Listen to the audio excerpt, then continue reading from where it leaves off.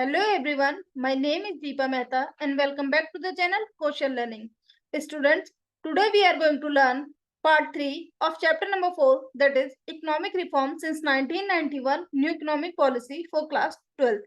जैसे कि आप लोगों को पता है अभी हमारा क्या है चैप्टर 4 चल रहा है। चैप्टर 4 के हमने अभी तक 2 पार्ट कवर कर लिए, जिसके पार्ट 1 में हमने कुछ टॉपिक को कवर करा एंड पार्ट 2 में भी इसके क्या है हमने कुछ टॉपिक को कवर करा। सबसे पहले हम ये समझते हैं, एक रिकैप लेना जरूरी है। तो सबसे पहले हम ये समझते हैं कि हमने पार्ट 1 में क्या पढ़ा। पार्ट 1 में हमने पढ़ा इकोनॉमिक रिफॉर्म्स के बारे में कि इकोनॉमिक रिफॉर्म्स क्या होते हैं एंड इकोनॉमिक रिफॉर्म्स को लाने की जरूरत क्यों पड़ी। ठीक है, तो अगर हम समझे कि इकोनॉमिक रिफॉर्म्स क्या होते हैं तो सबसे पहले हमें क्या है उसकी एक बार डेफिनेशन को फिर से देखना होगा, जिससे कि हमारे जो चैप्टर है उसके क्या है रिवीजन हो जाए। तो यहाँ पे सबसे पहले मैं इकोनॉमिक रिफॉर्म्स की एक डेफिनेशन को लिख के बता देती हूँ कि इकोनॉमिक रिफॉर्म्स होती क्या है। तो economic reforms refers to set of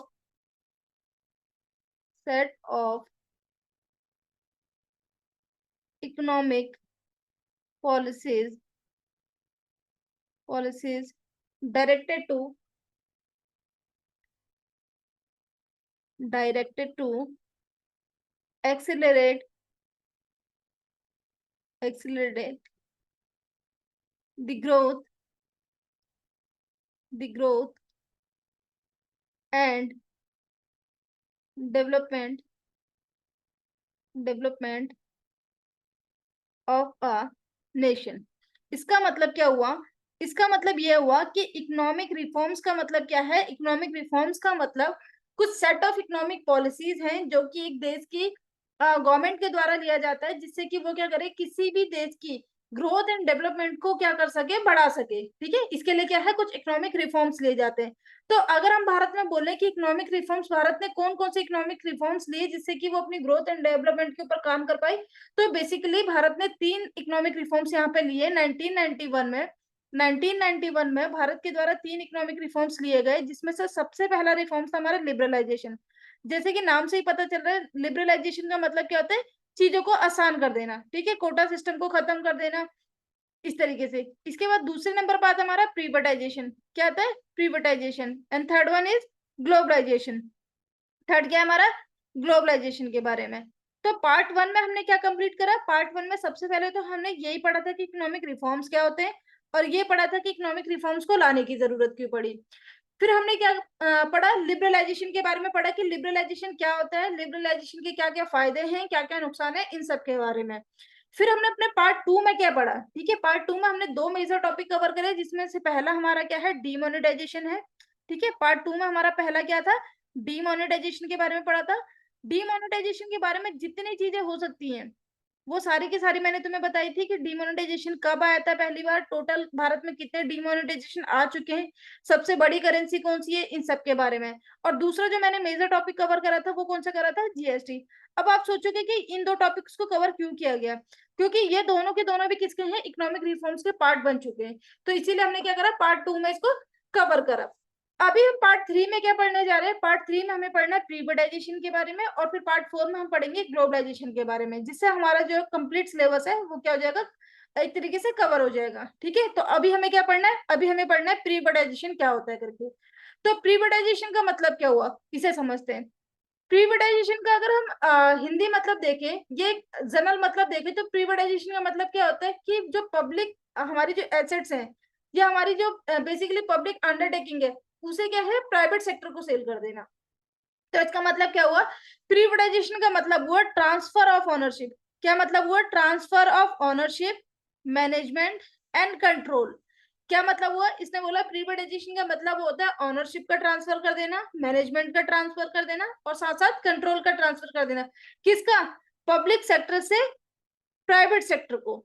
मतलब क्या हुआ, अगर मैं इस डेफिनेशन को आसान सी भाषा में समझूं तो इसका मतलब कुछ ऐसे हुआ। प्रीवेटाइजेशन का मतलब क्या हुआ? प्रीवेटाइजेशन का मीन्स ट्रांसफर ऑफ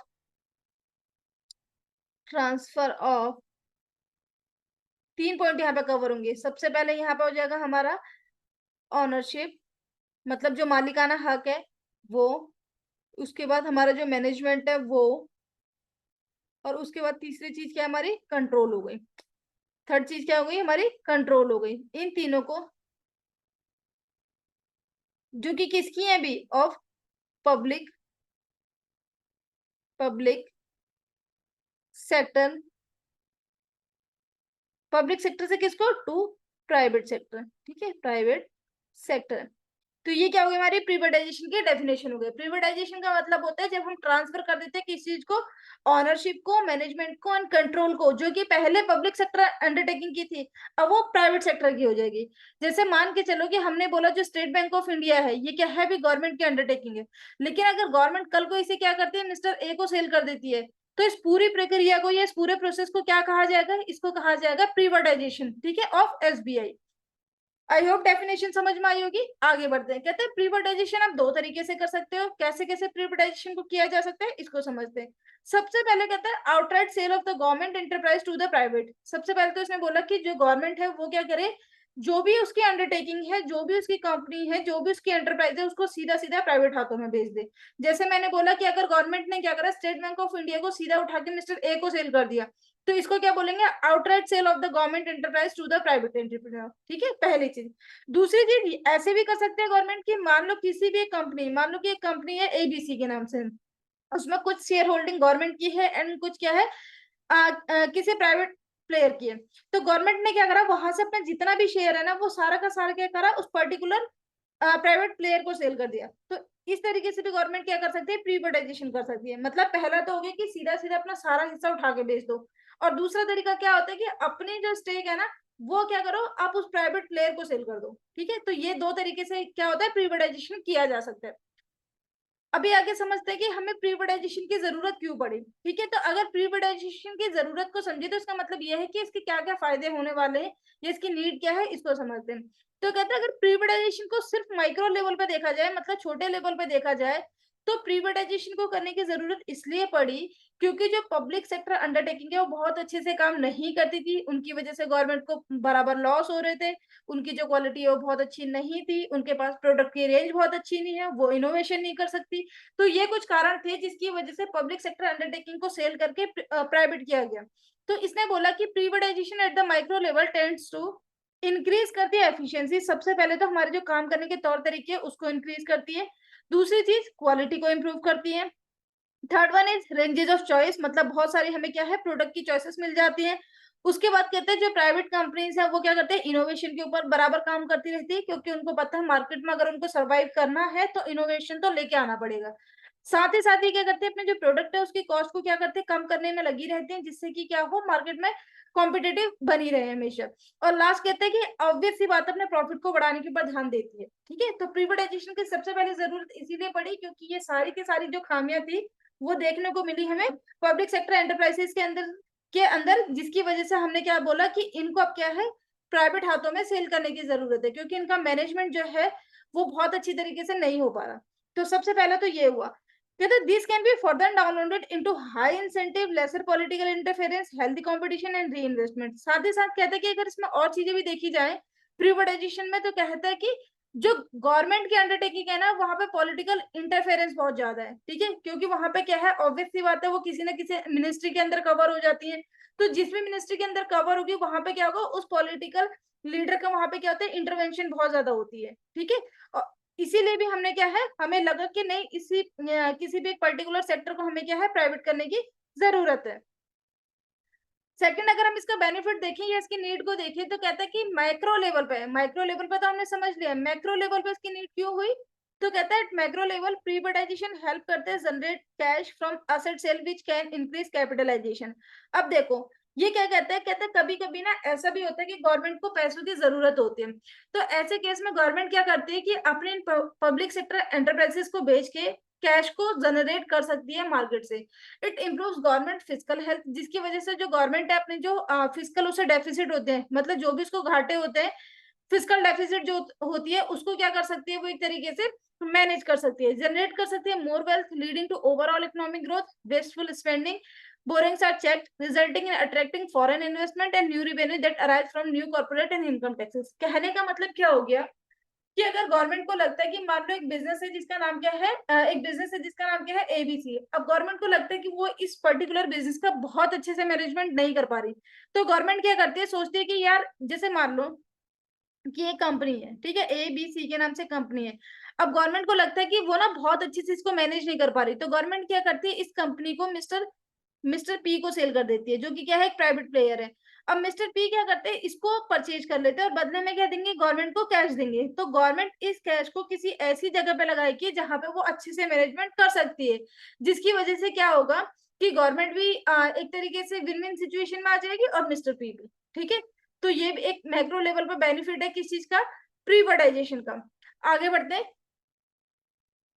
कहते हैं एट सोशल लेवल अगर देखा जाए तो privatization reduces corruption in the public sector and red. अच्छा, इसको समझते हैं कि क्या है। कहते हैं अगर हम इसको सोशल लेवल पे देखें तो प्रीवर्टाइजेशन जो है सबसे पहली चीज तो करप्शन को कम करते हैं, ये बिल्कुल ठीक बात है कि अगर प्रीवर्टाइजेशन को देखा जाए तो यहाँ पे क्या होता है कि जिन जिन कंपनियों को प्राइवेट किया गया उन उन कंपनीज के अंदर देखा गया कि वहां पे जो करप्शन है अब वो कम होने लग गया है, क्योंकि जो प्राइवेट कंपनी है वो इस तरीके की करप्शन की जो प्रैक्टिसेस है उनको प्रमोट नहीं करती है। क्योंकि अगर वो करप्शन की प्रैक्टिसेस को प्रमोट करती हैं तो प्रॉब्लम क्या होगी, उनको बहुत जल्दी मार्केट से आउट होना पड़ेगा, ठीक है। और उसके बाद रेड टेपिज्म आप लोग समझते होंगे, रेड टेपिज्म को हिंदी में बोला जाता है लाल फीताशाही। इसका मतलब क्या हुआ, इसका मतलब ये हुआ कि अगर आप गवर्नमेंट की किसी भी गवर्नमेंट ऑर्गेनाइजेशन में जाओगे तो वहां पे हमेशा फाइलों का ढेर लगा रहता है ना। मतलब ये हो गया कि वहां पे क्या है, काम होता ही नहीं है। तो कहते हैं कि अगर आप प्राइवेट कर दोगे ना इन अंडरटेकिंग्स को तो ये जो करप्शन की समस्या है ये भी खत्म हो जाएगी और ऑब्वियसली रेड टेपिज्म तो खत्म हो ही जाता है, क्योंकि प्राइवेट सेक्टर को पता है अगर उनको मार्केट में सर्वाइव करना है तो उनको इन सब चीजों से क्या रहना पड़ेगा, दूर रहना पड़ेगा, ठीक है। अच्छा, अगर हम इसकी फोर्थ नीड की बात करते हैं तो कहते हैं the organization in the private sector are more sensitive to the consumer taste. कहता है जो प्राइवेट सेक्टर है ना, ये क्या करते हैं, ये ना यूजुअली कस्टमर ओरिएंटेड होते हैं। इनका जो मेन फोकस होता है वो किस चीज के ऊपर होता है कि कस्टमर को क्या पसंद है, जो कस्टमर की चॉइस है, जो कस्टमर का टेस्ट है, जो कस्टमर की प्रेफरेंस है, ये उसी के ऊपर काम करते हैं, ठीक है। ये इस चीज के ऊपर काम नहीं करते कि इनको क्या बनाना आता है, ये इस चीज के ऊपर काम करते हैं कि कस्टमर को क्या सेल किया जा सकता है। तो जो ऑर्गेनाइजेशन है in private sector are more sensitive, ये क्या है, ज्यादा सेंसिटिव होती है किसके लिए, कंज्यूमर टेस्ट के लिए, एंड हेंस इनहेंस करते हैं ये कस्टमर के सर्विसेज को। जैसे एक छोटा सा एग्जांपल लेते हैं, अगर आज की डेट में आप एचडीएफसी की बात करो तो एचडीएफसी के जो प्रोडक्ट हैं वो सारे के सारे कस्टमर ओरिएंटेड है। वो अपने प्रोडक्ट को इस तरीके से डिजाइन करते हैं कि वो हर एक लेवल के कस्टमर को उसमें क्या कर देती है, कवर कर देती है, चाहे वो सीनियर सिटीजन हो, ठीक है, या फिर वो एक छोटा बच्चा हो, मतलब एक स्कूल गोइंग बच्चा हो, किसी भी तरीके का कस्टमर हो, वो क्या करती है अपने डिफरेंट डिफरेंट प्रोडक्ट की मदद से उनको क्या करती है, अपने कस्टमर बेस को बढ़ाती है, ठीक है। उसके बाद कहते हैं since there is ownership of shares it empowers citizen participation in the management of the economy. कहते हैं क्योंकि जब भी किसी कंपनी का प्रीवाइटाइजेशन होता है तो उस समय पे जो होती है पब्लिक जो हमारी वो होती है सोसाइटी होती है, वो क्या करती है, शेयर होल्डिंग के माध्यम से उस कंपनी में क्या करती है, एंटर करती है, जिसकी वजह से उनको एक एम्पावर होता है कि ठीक है वो भी किसी पर्टिकुलर कंपनी का क्या है, हिस्सा है। तो ये क्या है, एम्पावरमेंट की फीलिंग को लेके आती है। कहते हैं there is a ownership of shares, ownership of shares it empower करती है सिटीजन को participation in the management of economy के अंदर। उसके बाद लास्ट वन इज कहते हैं citizen experience greater personal freedom because of a reduction in state environment. इसके साथ ही कहता है कि वो सारी की सारी कंपनी जिनमें प्रीवाइटाइजेशन हो चुका है, मतलब वो कंपनी जो पहले सरकारी कंपनियां थी आज की डेट में प्राइवेट हो चुकी है, उन सारी कंपनी में क्या है, एक पर्सनल फ्रीडम देखा गया है, क्योंकि वहां पे गवर्नमेंट की इंटरफेरेंस बहुत ज्यादा नहीं होती, जिसकी वजह से वो क्या करते हैं, अपने लिए अच्छी रणनीतियां बना सकते हैं, अपने प्रॉफिट को मैक्सिमाइज कर सकते हैं, ठीक है। तो ये क्या है, नीड है हमारी किसकी, प्रीवाइटाइजेशन की। अभी आगे हम समझते हैं, कहता है accordingly 1991 the government decided to phase out public enterprise by selling its equity to the private entrepreneur. अच्छा, एक छोटी सी चीज समझते हैं, जब हम अपने इंडियन इकोनॉमिक डेवलपमेंट के सिलेबस को पढ़ रहे हैं तो हमने देखा जो हमारा फर्स्ट पार्ट है वो क्या था, Indian economy on the eve of independence के बारे में, कि हमारी जो इकोनॉमी थी वो किस तरीके की थी। फिर जब हम उसके थोड़ा आगे बढ़े तो हमने क्या है, 5 ईयर प्लान के बारे में पढ़ा, मतलब पंचवर्षीय योजनाओं के बारे में पढ़ा कि जो हमारी इकोनॉमी जो खराब हो चुकी है due to first world war, second world war, Britishers के कारण, अब उसको ठीक किया कैसे जाए। तो हमने देखा कि पंचवर्षीय योजनाओं से हम क्या कर सकते हैं, उसे ठीक कर सकते हैं। फिर उसके बाद हमने पढ़ा था कि 1950 से लेकर 1990 तक हमारी इकोनॉमी कैसी रही, ठीक है, ये हमारा थर्ड चैप्टर था। अभी हम फोर्थ चैप्टर में ये पढ़ रहे हैं कि 1990 तक भी हमारे यहाँ पे जो ग्रोथ की डेवलपमेंट है वो बहुत ज्यादा देखने को नहीं मिली। तो 1991 में हमने क्या लिए, रिफॉर्म्स लिए। तो अब कहते हैं कि 1991 में जो गवर्नमेंट है ना उसने डिसाइड करा, क्योंकि अब यहाँ पे इकोनॉमिक रिफॉर्म्स ले रही थी। एंड इकोनॉमिक रिफॉर्म्स लिए कैसे जा रहे हैं, ऐसा नहीं है कि इकोनॉमिक रिफॉर्म्स गवर्नमेंट ने सोचा ले ले, नहीं, पहले इन इकोनॉमिक रिफॉर्म्स को उन डेवलप्ड कंट्री यूज कर चुकी थी। तो गवर्नमेंट को लगा कि अगर ये रिफॉर्म्स लेके एक कंपनी अपनी डेवलपिंग स्टेट से डेवलप्ड स्टेट में जा सकती है, तो क्यों हम भी तो इस तरीके से पॉलिसी को अपना सकते हैं। तो गवर्नमेंट ने फिर फाइनली क्या करा, 1991 में गवर्नमेंट ने डिसाइड करा कि ये क्या करेगी, फेज आउट करेगी पब्लिक एंटरप्राइज को by selling its equity to the private entrepreneur. क्योंकि गवर्नमेंट को भी पता था कि यहाँ पे जो लोग काम करते हैं, मतलब जो पब्लिक सेक्टर अंडरटेकिंग में जो लोग काम कर रहे हैं, इनके अंदर कुछ प्रॉब्लम है। सबसे पहले इनका जो मैनेजमेंट है वो क्या है, बहुत खराब है। इनका जो मैनेजमेंट है वो क्या है, बहुत ज्यादा खराब है। यहाँ पे लोगों को कोई मतलब नहीं है काम करने से, ठीक है। तो मैनेजमेंट कैसा था, बहुत ज्यादा खराब था। तो खराब मैनेजमेंट होने के कारण गवर्नमेंट ने क्या करा, इन कंपनीज को धीरे धीरे करके क्या है, प्राइवेट हाथों में बेचना शुरू कर दिया। कहते हैं privatization was to replace public ownership of a large number of enterprise. और प्रीपटाइजेशन के कारण हुआ क्या, जो बहुत सारी सरकारी कंपनियां थी उनको बाद में क्या करा गया, प्राइवेट हाथों में बेचा गया, ठीक है।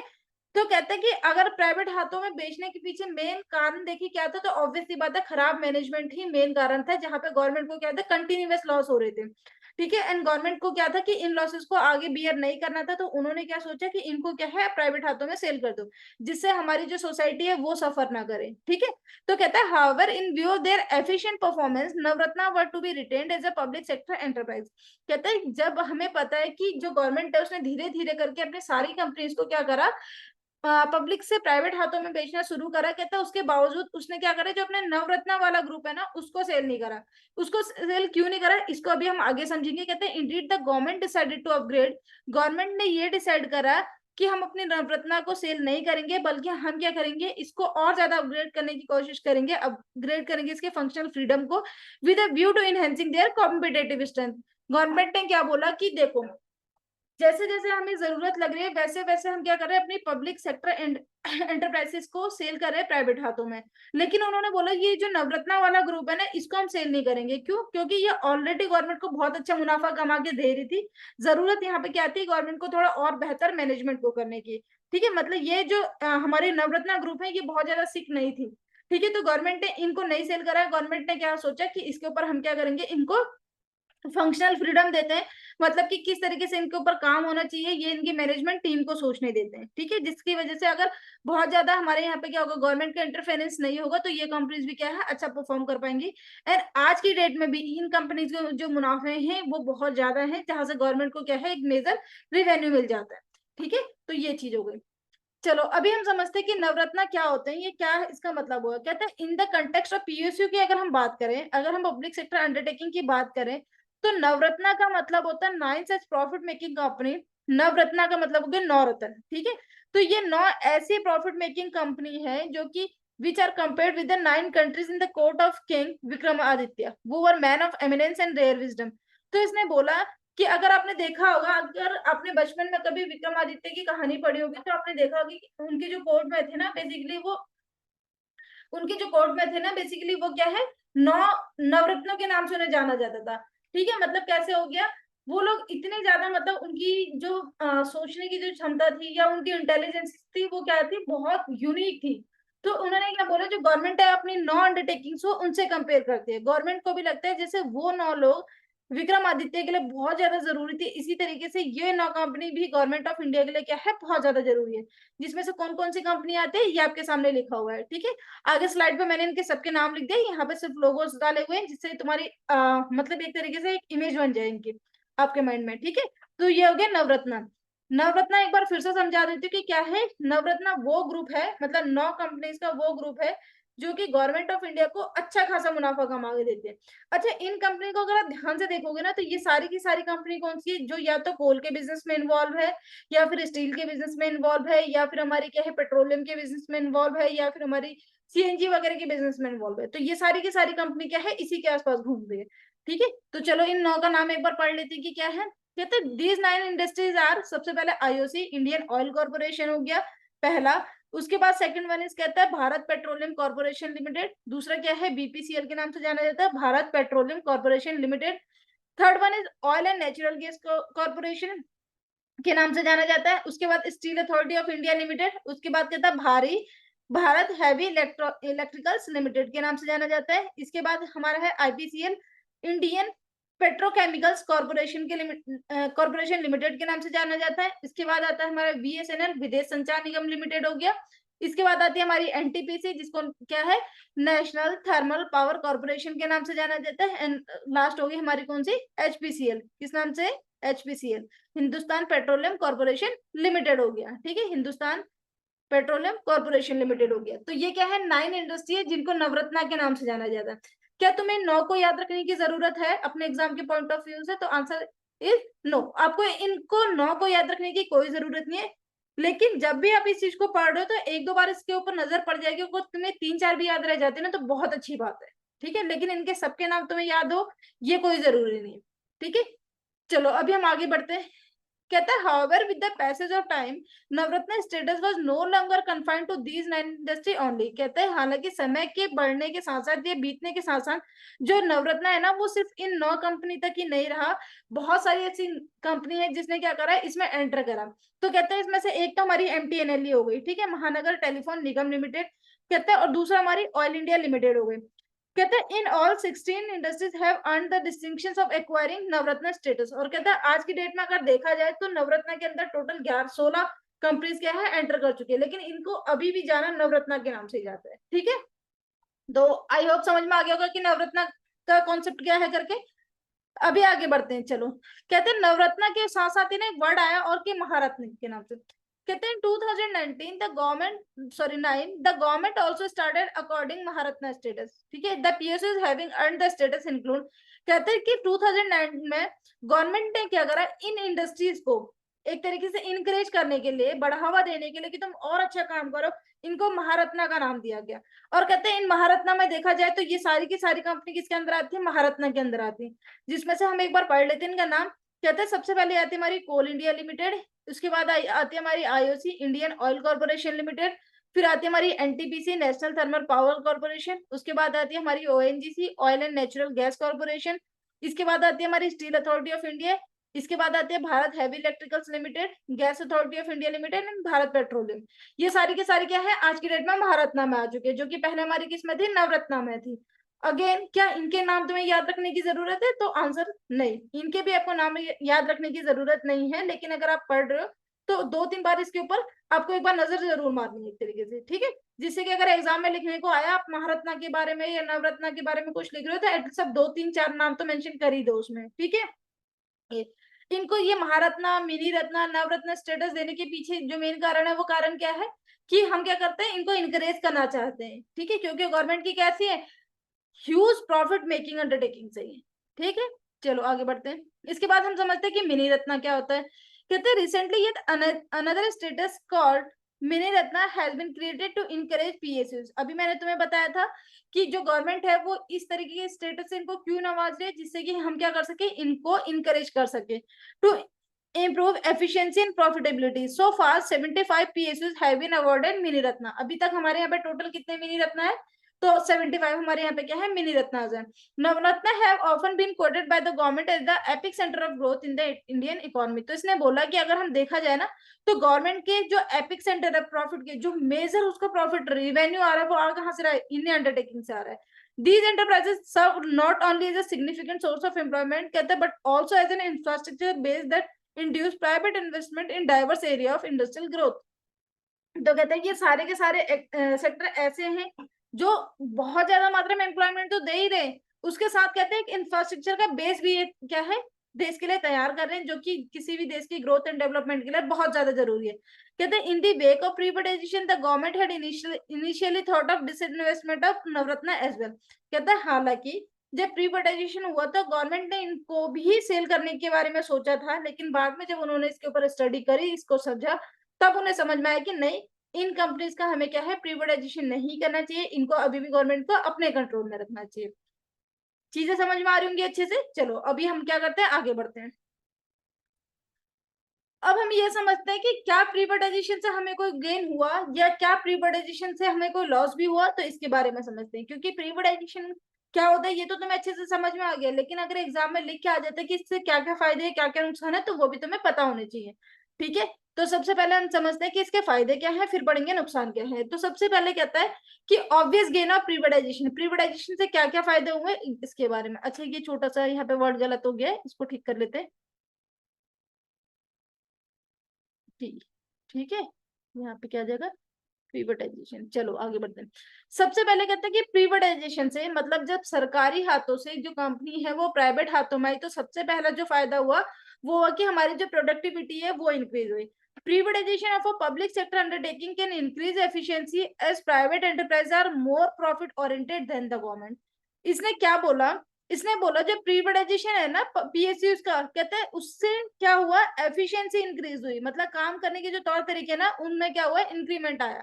कहते हैं क्योंकि जो प्राइवेट एंटरप्राइजेस हैं वो ज्यादा प्रॉफिट ओरिएंटेड होती है, उनका जो मेन उद्देश्य होता है वो क्या होता है, प्रॉफिट कमाना होता है। उनको गवर्नमेंट की तरह नहीं है, गवर्नमेंट के एम्प्लॉयज की तरह नहीं है कि उनको सिर्फ सैलरी लेके अपने घर चले जाना है। उनका ये रहता है कि कैसे हम अपने प्रोडक्ट को बहुत बेहतर बना सके, कैसे हम अपने कस्टमर को और अच्छे से सर्व कर सके, तो जिसकी वजह से उनकी एफिशिएंसी बढ़ती चली जाती है। The management level employees of a privately run business are more profit oriented, और इनका मेन मुद्दा क्योंकि प्रॉफिट ओरिएंटेड होता है, या अपने प्रॉफिट को बढ़ाने के लिए ये क्या करते हैं, अपने प्रोडक्ट को और बेहतर करते चले जाते हैं। ठीक है, तो ऑब्वियसली बात है कि पहली चीज तो प्रोडक्टिविटी बढ़ी।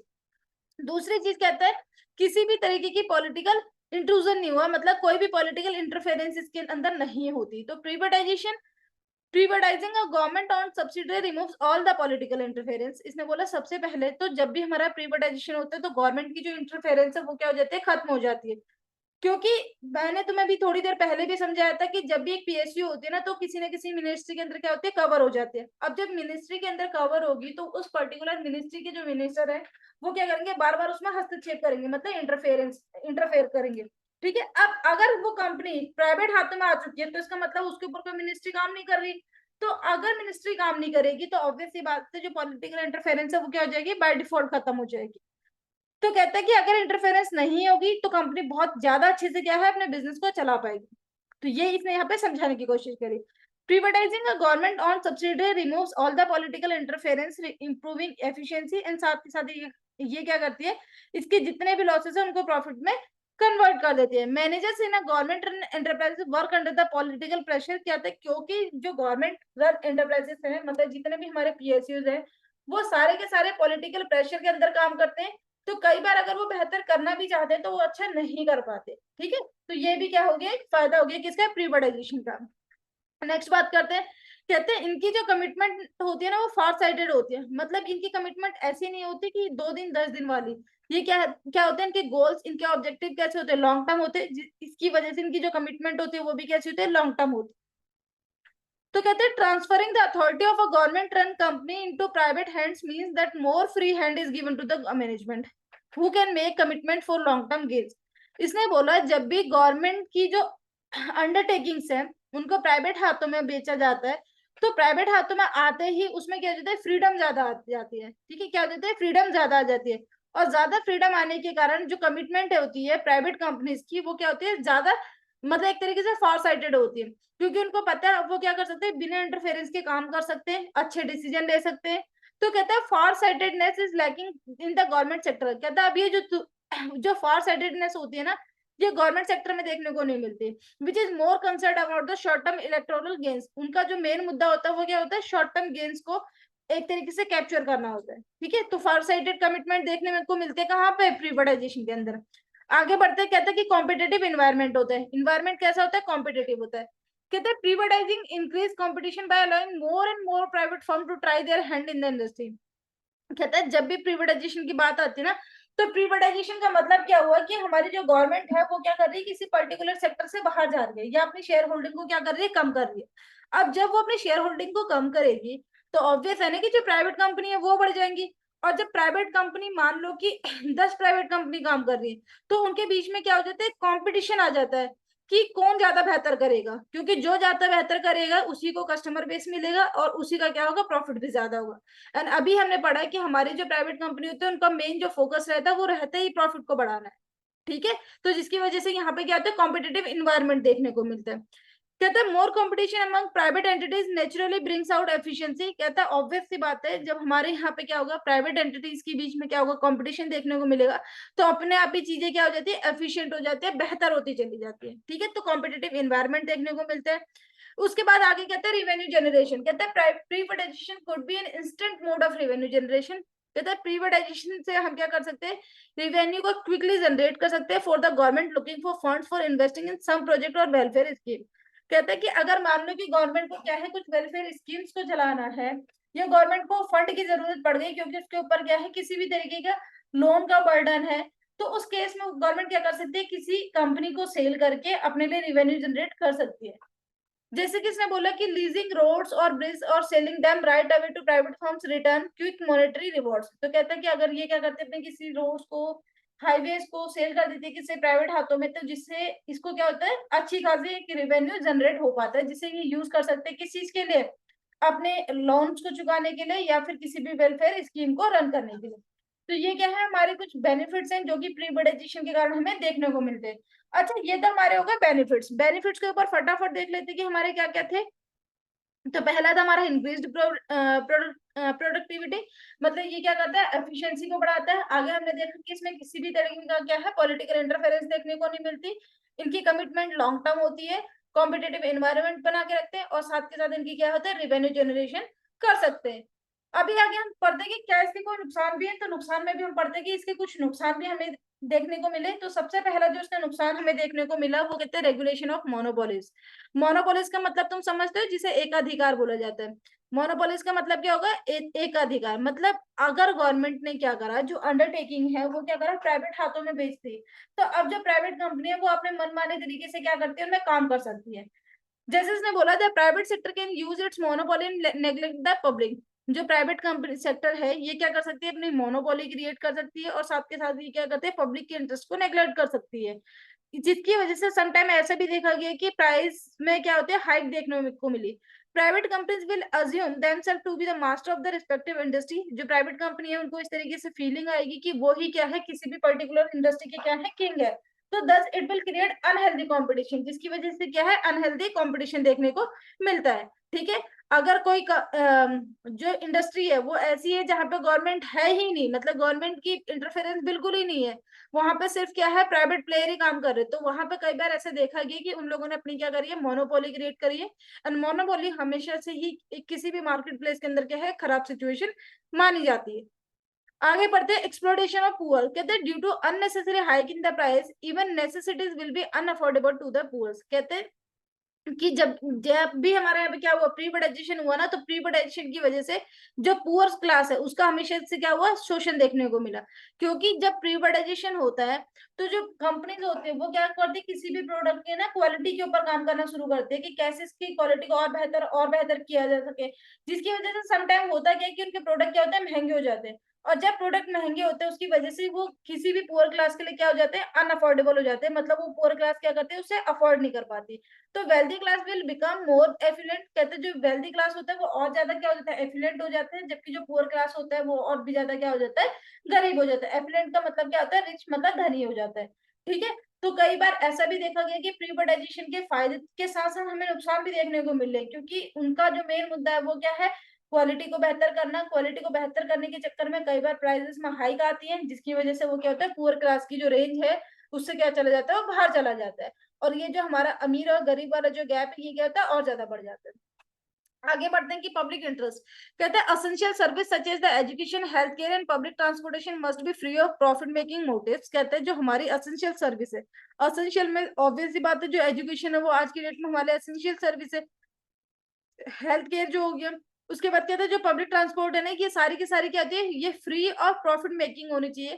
कहते हैं लेकिन अगर आप रिसर्च के हिसाब से देखो ना, तो private sector of India has develop independently without any significant structure के साथ ही क्या कर रही है, काम कर रही है। जैसे आज की डेट में अगर आप प्राइवेट स्कूल्स की फीस देखोगे तो वो क्या है, बहुत ज्यादा फीस है। मतलब वो इतनी ज्यादा है कि पेरेंट्स के लिए क्या है, उसे पे कर पाना मुश्किल हो जा रहा है। तो public interest is getting ignored after considering profit making above social welfare. तो कहता है कि यहाँ पे ऐसा देखा गया, जो प्राइवेट कंपनीज है, जो प्राइवेट प्लेयर हैं, ये क्या करती है, पब्लिक का जो इंटरेस्ट है, जो सोसाइटी का जो इंटरेस्ट है, उसको इग्नोर करती है, और ये क्या है, इनका जो मेन मुद्दा है वो प्रॉफिट को कमाना रह जाता है। ठीक है, तो ये पब्लिक इंटरेस्ट को क्या करते हैं, इग्नोर करती है।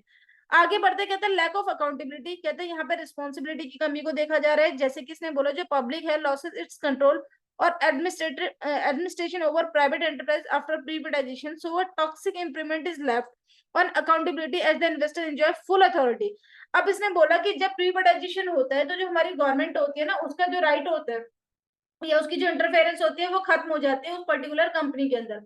तो जब उसकी जो इंटरफेरेंस होती है वो खत्म हो जाती है, तो जो प्राइवेट प्लेयर है उसे ना एक तरीके से एक फ्री फील आता है कि अब वो किसी भी तरीके से अपने बिजनेस को क्या कर सकते हैं, रन कर सकते हैं। और उसकी वजह से कई बार वो ऐसी प्रैक्टिसेस करते हैं जो कि क्या होते हैं, इमोरल होती है। ठीक है, तो ये भी हमारा क्या है, प्रीबडाइजेशन का एक लॉस है। क्या है, प्रीबडाइजेशन का एक लॉस है। आई होप चीजें समझ में आ रही होंगी कि क्या क्या हमारे फायदे और क्या क्या हमारे नुकसान है। चलो आगे बढ़ते हैं। लैक ऑफ अकाउंटेबिलिटी के बाद समझते हैं कि सक्सेस इज अनसर्टेन। कहते हैं कि जो पीएसयूज है ना, पीएसयूज में बहुत ज्यादा पैसा लगाया जाता है गवर्नमेंट के द्वारा, बहुत ही ज्यादा, मतलब इतना ज्यादा पैसा लगाया जाता है कि वो प्राइवेट प्लेयर के लिए कई बार क्या हो जाता है, लगाना मुश्किल हो जाता है। तो कहते हैं जो प्रीबटाइजेशन होता है uncertain in terms of the success and failure rate of an individual unit. कहते हैं प्रीबटाइजेशन जो है वो अनसर्टेन है, वो नहीं बता सकते कि अगर प्राइवेट पीएसयूज को किसी प्राइवेट हाथों में बेचा गया तो क्या वो सक्सेस ही होगा या फेलियर के भी चांसेस है। तो ऑब्वियस सी बात है, दोनों की चांसेस 50-50 है। तो कहते हैं due to this reason various public sector private sector institution suffer huge losses. कहते हैं जिसकी वजह से कई बार ऐसे देखा भी गया कि जो गवर्नमेंट है उसने अपनी अंडरटेकिंग सेल तो कर दी, लेकिन जो प्राइवेट एंटरप्रेन्योर्स है वो उसको बहुत अच्छे से रन नहीं कर पाए, जिसकी वजह से ह्यूज लॉस को सफर करना पड़ा है। ठीक है, आगे बढ़ते हैं हायर कॉस्ट। कहते हैं privatized service prioritize profit for share holders instead of better service private companies faces. कहते हैं high interest rate and additional cost for creating and regulating a market leading to an overall disadvantage compare to the government services. इसने क्या बोला, इसने बोला कि जो private services है ना, वो क्या करते हैं, प्रायोरिटाइज करते हैं प्रॉफिट को for share holders instead of better services. मतलब कि जो प्राइवेट कंपनी होते हैं उनका मेन जो मुद्दा होता है वेल्थ मैक्सिमाइजेशन, प्रॉफिट मैक्सिमाइजेशन होता है, कि कैसे अपने प्रॉफिट को बढ़ाया जाए, कैसे अपनी वेल्थ को बढ़ाया जाए, जिससे कि जो शेयर होल्डर्स है वो अपना इंटरेस्ट जो है उस पर्टिकुलर कंपनी के ऊपर मेंटेन कर सके। जिसकी वजह से होता क्या है, कहते हैं जिसकी वजह से ना कई बार जो हमारा रेगुलेशन होता है, हमारा जो मैनेजमेंट होता है वो वीक हो जाता है, वीक हो जाता है। कहते हैं जिसकी वजह से होती क्या है कि उनको मेंटेन करने के लिए, उनके इंटरेस्ट को मेंटेन करने के लिए हमें हाई डिविडेंड पे करने पड़ते हैं, जो कि ओवरऑल डिसएडवांटेज के रूप में दिखाई देता है। आगे देखते हैं कि कहते हैं closed future privatization reduces flexibility for changing circumstances and limits the public's options. कहते हैं and resources for services. Privatization reduce करता है फ्लेक्सिबिलिटी को फॉर चेंजिंग सर्कमस्टांसेस, कहते हैं एंड लिमिट करता है पब्लिक के ऑप्शंस को एंड रिसोर्सेज फॉर सर्विसेज।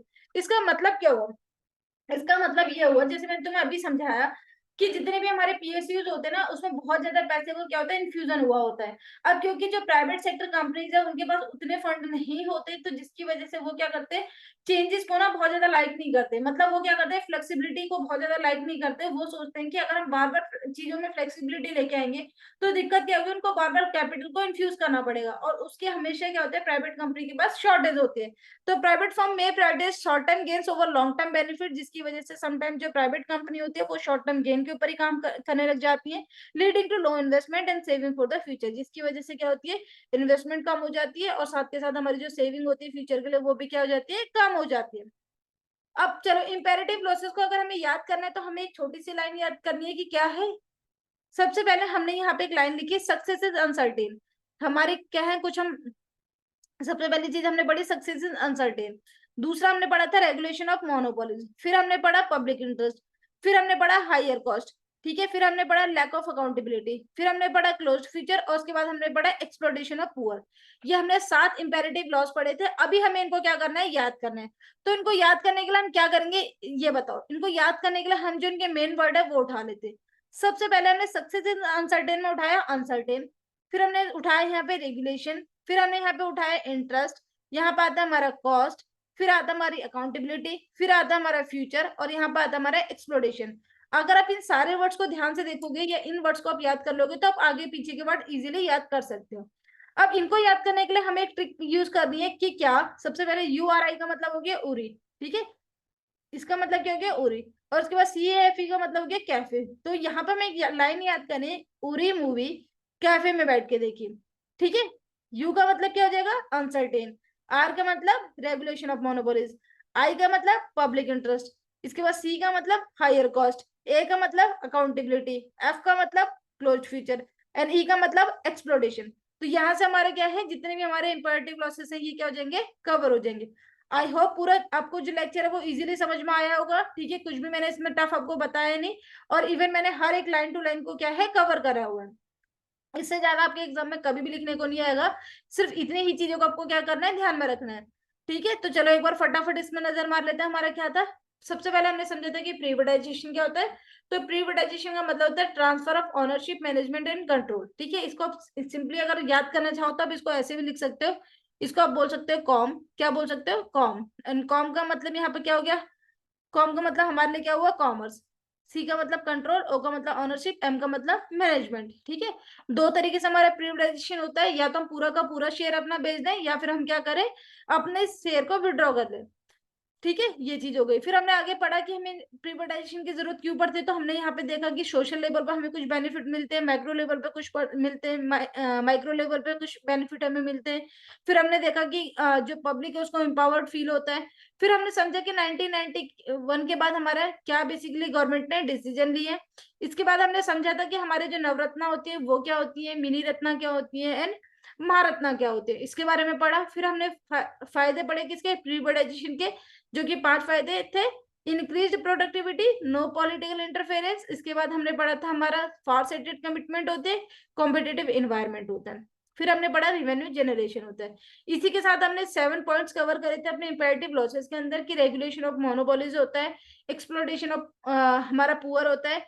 इसके बाद हमने पढ़ा कि पब्लिक इंटरेस्ट होता है, और साथ के साथ हमने पढ़ा था कि लैक ऑफ अकाउंटेबिलिटी देखने को मिलती है, ठीक है। Success is uncertain, higher cost, close feature, ठीक है। इसको मैं तुम्हें बार बार क्यों नहीं बता रही, क्योंकि इसको ऑलरेडी हम एक ट्रिक के थ्रू क्या है याद कर चुके हैं। यहाँ पे हमारा पार्ट 3 एंड होता है, इसके बाद पार्ट 4 में हमें क्या पढ़ना है, ग्लोबलाइजेशन के बारे में पढ़ना है।